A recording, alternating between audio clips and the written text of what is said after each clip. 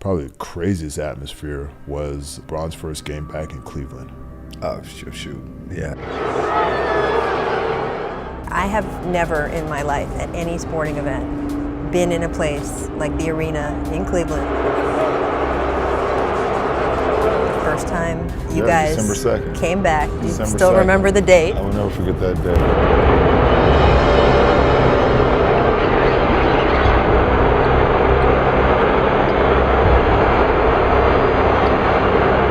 Besides the finals, that's the second best performance I've ever seen LeBron James, and personally, that I've watched.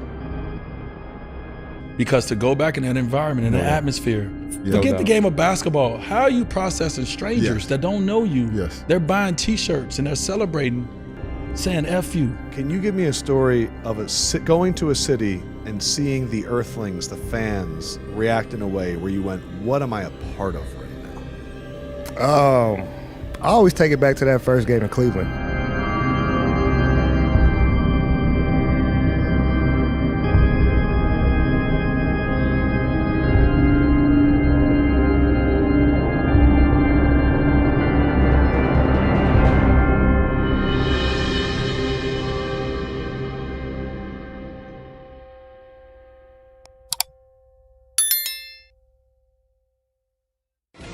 Well, the heat is on. Miami's plane touched down early this morning, bringing LeBron James back to his old stomping grounds, and Cleveland fans are ready.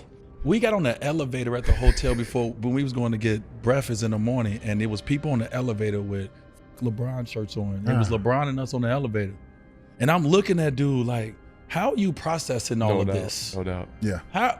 Forget the game of basketball. How are you processing strangers that don't know you? Yes. They're buying T-shirts and they're celebrating, saying F you. LeBron James' return to Cleveland next Thursday could be so problematic the game actually comes with instructions. The message from the Cavaliers to their fans is this: no profane or vulgar clothing. Obscene signs will be removed. There will be no plastic beer bottles. Vendors will instead pour beverages into cups for you. Increased Quicken Loans Arena security will include uniformed and undercover officers near the Heat bench and along the way to the visitors' locker room. Cavaliers officials want an energized but safe environment. That's a message they plan to send to fans. The reception will be far from a warm homecoming from fans and ex-teammates alike. You know, it's almost like your ex-girlfriend coming to your wedding. So once the game starts, there are no friends unless you got a white jersey on. In this arena tonight, there are no friends. They said he will not leave. You know, they didn't plan this out real good. You know what I mean? Because if they had any inkling of him leaving, or even thought about the possibility that he could leave, then they would have made a sign and trade with Miami. Because we lost him and didn't get anything back. Now they feel like jilted lovers, abandoned. They want nothing to do with LeBron. I think it's going to be tough, but, you know, I'm there to win a basketball game and understand. I understand how passionate fans are about sports, so, I'm ready for whatever response that I'm going to get.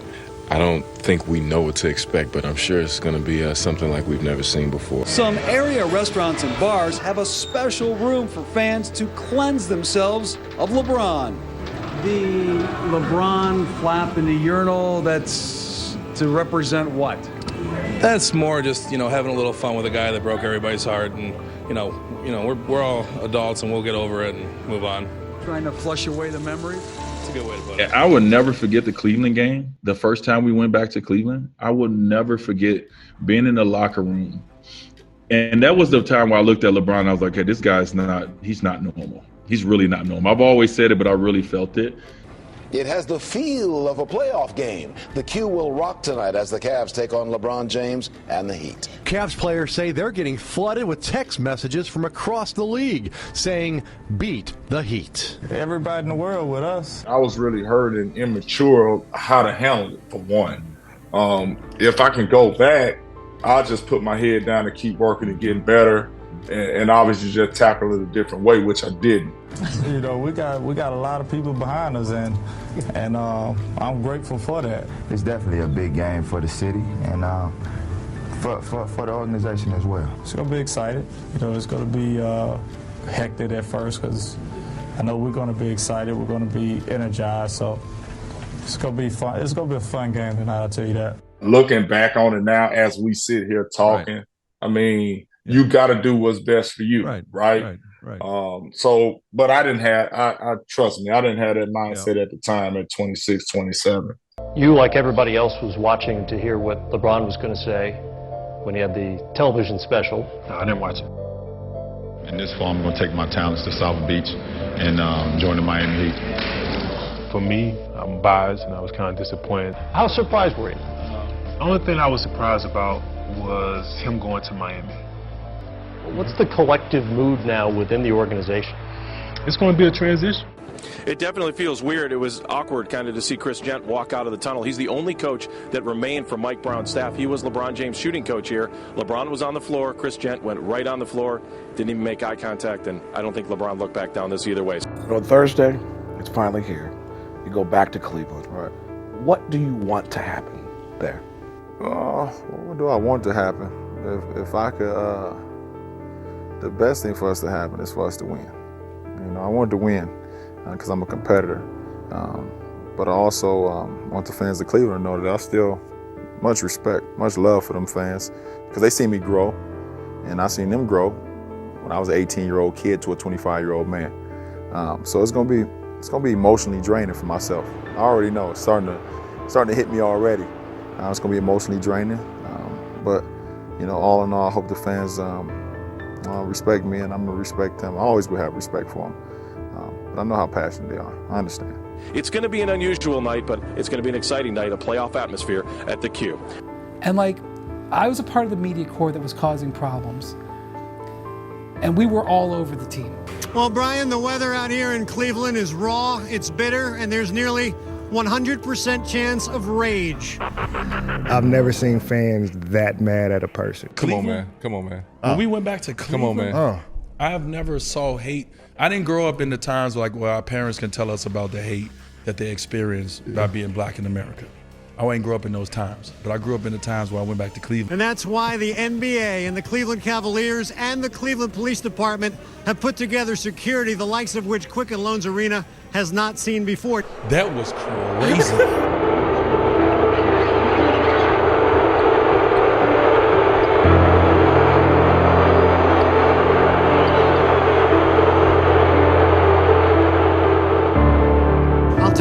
This is a situation where I've talked to a lot of people. No one can remember any more venom and vitriol directed toward a visiting player. The hatred that I heard in the locker room, I've never heard hate before. People were throwing batteries at us. I remember. I won't forget it because LeBron and I was talking on the sideline.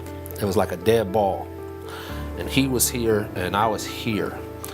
And a 9-volt battery flew between us and hit the floor. And we both, I said, I'm not standing next to you anymore because they're not throwing it at me. No, but yeah. He started laughing. I remember walking into the bowl, which I came in late. I didn't want to be in there too early. That place was rocking. And I remember you could feel on your skin, you could feel something. You could feel like a layer of something. That, like, the finals doesn't compare to that. No playoffs compare to that. And Ernie, I will be honest.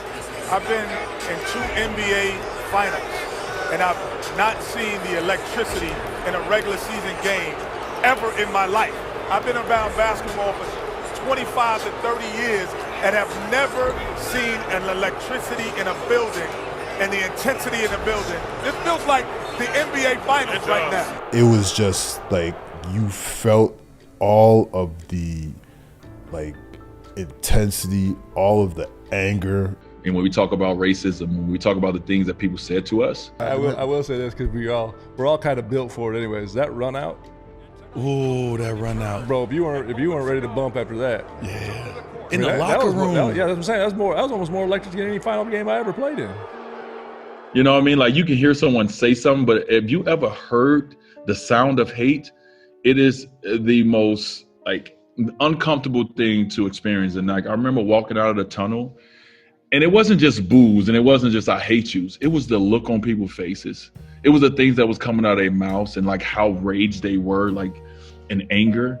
that I said, I will never forget this moment a day in my life about, you know, how someone can really hate you for making a basketball decision that you felt was best for yourself and your family is crazy to me.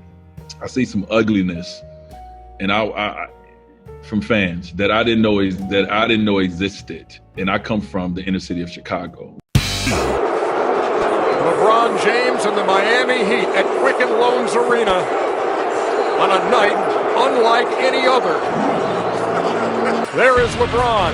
Every time his picture was put on the Jumbotron here at Quicken Loans Arena, the boos rang out. The boos were just this, like, so loud and consistent. And then anytime they would show Bron on the Jumbotron, and you didn't think it'd get louder, but every time they showed him, it got louder and worse, and it was so intense.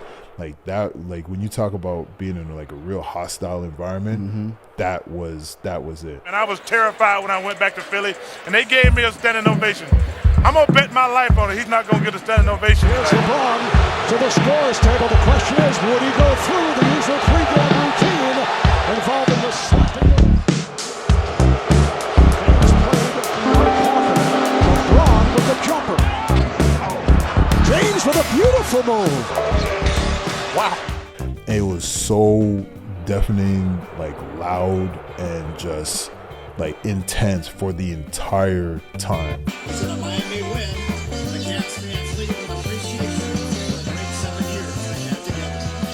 And was it that atmosphere for the whole time, like The hours? whole time, like from the time we round to the arena to the time we left, it was just boos and yells. Now at the point, Joel Anthony has checked in for Miami. Here is James guarding LeBron James, and LeBron makes it 14 straight points. I understand how passionate fans are. Still got a lot of love for these fans here. But you know, I'm a Miami Heat player now. We're looking to get this win. All right, thanks a lot. Thank you, EJ.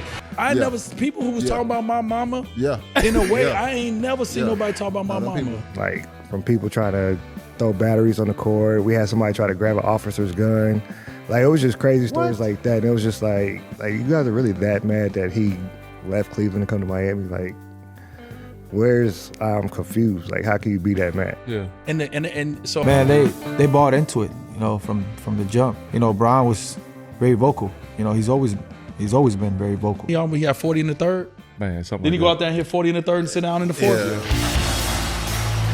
Here's James off the fake. In the half court. Not a good ball movement. The turnover there from Williams. LeBron to the bucket. James for three. James steps back and hits again. That's when they're at their best, and that's what everyone, including Charles Barkley and then Kenny Smith, has been clamoring.